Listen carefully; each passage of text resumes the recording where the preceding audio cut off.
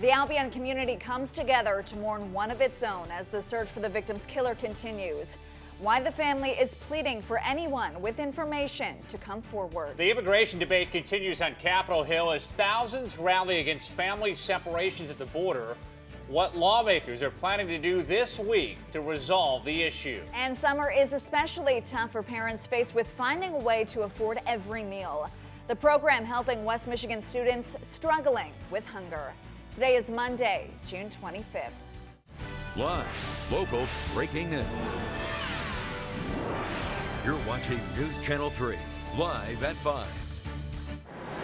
You needed the sunglasses at times this weekend, but as we approach the work week, well, reliable sunshine in the forecast. We're looking live over Grand Rapids. Smooth sailing early this morning. It is mainly clear and problem-free on satellite and radar. Just a couple of high clouds in the sky, and we will see those increasing during the afternoon hours. Temperatures in the lower 60s in Holland. Good morning, Kalamazoo, 61 degrees. Welcome to Monday, Niles, 62 where you are. The upper 50s in Hastings and Charlotte. Forecasting the 70s by lunchtime. They are sun-drenched by 4 o'clock this afternoon. A pinch of 80 degrees. That sounds pleasant, doesn't it? When thunderstorms develop, that's live at 5.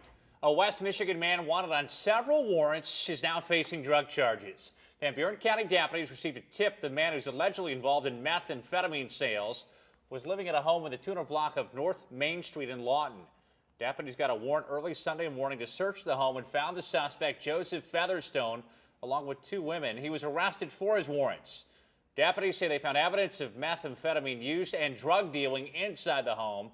The case will now be handed over to the Van Buren County prosecutor for review. The search expands for a suspected murderer who's wanted in Van Buren County. Authorities say they are looking for 38-year-old Troy Taylor in several towns in Michigan and Indiana. He's suspected of shooting and killing 40-year-old Timothy Henley in Gobles Thursday night. On Saturday, deputies seized a car they initially thought was Taylor's, but now they say that car does not belong to him. They're trying to figure out how he got it and why he dropped it off at a home in Paw Paw. Authorities searched that home over the weekend. Taylor is considered armed and dangerous. If you see him, you are asked to call 911 immediately. Dozens come together to pay tribute to an Albion native gunned down outside a Kalamazoo nightclub. 22-year-old Linnell Langston was shot early Saturday morning in a parking lot outside of the Blue Dolphin.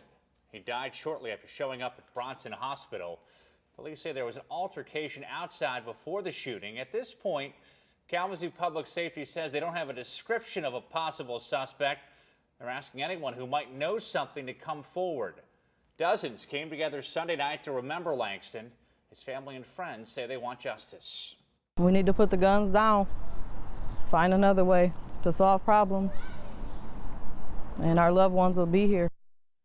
The investigation is ongoing. If you have any information, please call the Kalamazoo Department of Public Safety. Today, a man found guilty of killing another man in a violent crash is expected to learn his fate.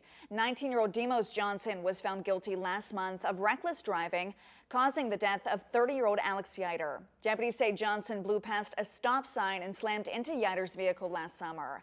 At trial, Johnson testified he was talking to his friend and didn't see the stop sign. But prosecutors argue his decision to ignore the stop sign while speeding was willful and wanton disregard. Johnson will be sentenced today in Van Buren County Court just a week after the 1-year anniversary of the crash. News Channel 3 will be there when a sentence is handed down. You can look for updates on air on our free mobile app and at WWMT.com. Embattled Branch County Prosecutor Ralph Kimball is expected to face a panel of his peers today. The hearing comes after the Michigan's Attorney Grievance Commission found 7 charges of misconduct against Kimball. Kimball's accused of openly talking about his sex life at work and offering to have sexual relations with female employees. He's denied the allegations. Kimball has been barred from interacting with female employees at the Branch County Courthouse unless a deputy is present. He's facing disbarment and the loss of his law license. We'll let you know once a decision is made. Today, the 2018 Meet Up and Eat Up free summer meal program launches in Kalamazoo. The federal program provides breakfast, lunch, and even dinner to all kids 18 and younger during the summer months to make sure they're getting a healthy meal. News Channel 3's Jake Barrett joins us live outside of one of the sites where they'll be serving meals all summer long. He's at Maple Street Magnet School this morning to tell us a little more about the program. Jake, good morning. Good morning, Erica. Well, it's here and 31 other sites across Kalamazoo where hundreds, if not thousands, of kids will be served a free breakfast, lunch, and/or dinner during the summer months. Now, it's especially important here in Kalamazoo where nearly 2/3 of all students qualify for a free or reduced lunch during the school year. Now, Meet Up and Eat Up ensures that kids receive nutritious meals during long school vacations when they don't have access to the National School Lunch or School Breakfast programs.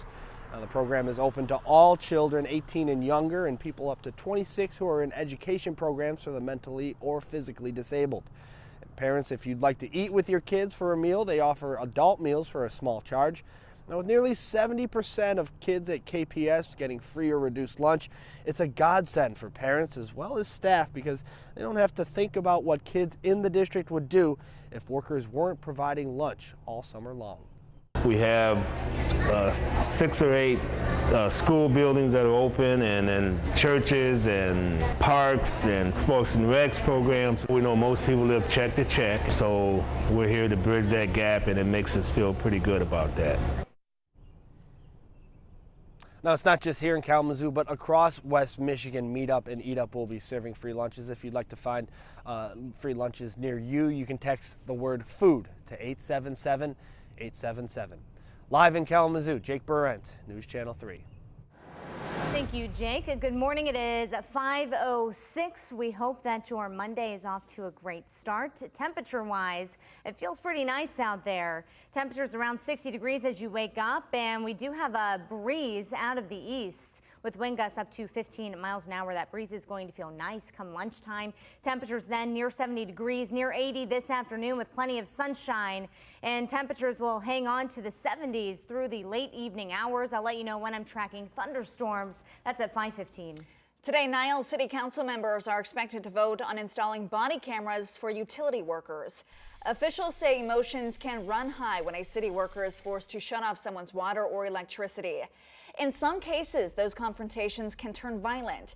The city of Niles says it disconnects between 750 and 1,000 customers every year. Niles utility manager Jeff Dunlap believes body cameras will help resolve these issues peacefully. We have nothing to hide. I mean, by the time a person's made it to our shut-off list and we're shutting off their utility, they're in their 3rd billing month.